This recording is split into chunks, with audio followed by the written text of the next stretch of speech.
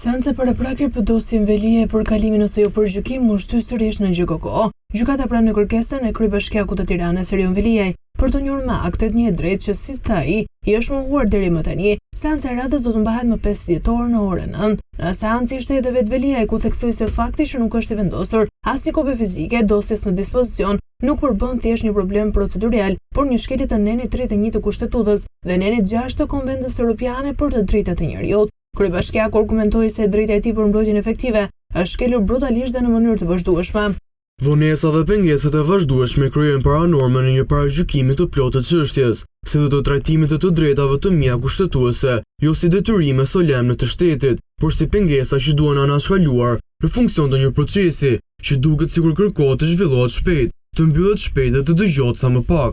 Po ashtu Veliaj kërkoi që të hiqet masa e mbajtjes së tij në kafaz gjatë kohës që është në seancën gjyqësore, duke cilësuar si një trajtim degradues, poshtërues dhe në kundërshtim të drejtë për drejtë me nenin 3 dhe nenin 6 të Konventës Europiane për të drejtat e njerëzit. Ky pozicionim fizik i pozakontë për një vend që aspiron standarde evropiane transmeton automatikisht një imazh kriminalizues, krijon idenë se jam një person i rrezikshëm dhe ushqen qoftë edhe pavetëdijshëm para gjykimit të brendshme brenda vetë trupës gjykuese.